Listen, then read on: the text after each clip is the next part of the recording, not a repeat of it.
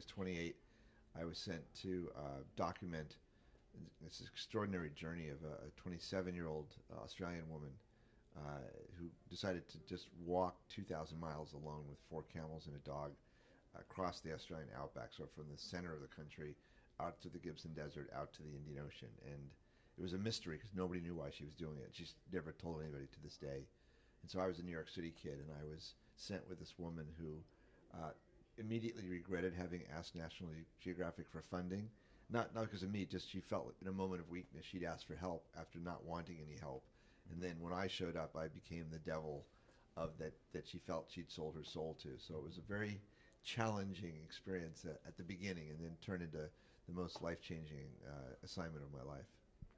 I was sort of a fledgling young photographer who was just getting started in my career. I thought I'd have to be 50 or 60 years old to work for National Geographic. So I was never even a Boy Scout, so being in the outback and documenting this woman, I actually had to find her 5 times during her 9-month journey.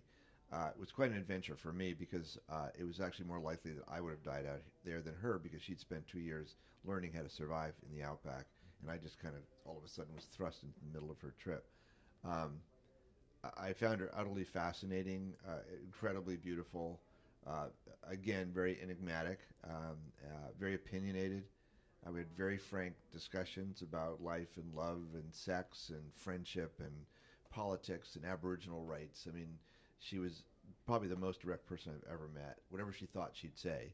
And whatever she thought about you or your opinions, she would say. And she was constantly challenging herself and everybody around her.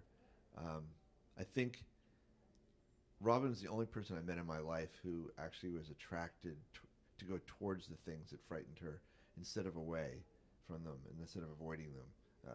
Not in a masochistic, self-destructive way, but she had this opinion that most people spend their entire lives avoiding things that frighten them, and sort of like a negative center of gravity. So we spend all of our life sort of going on the outside of something and never finding out if that thing is actually worthy of orienting our lives around that negative thing.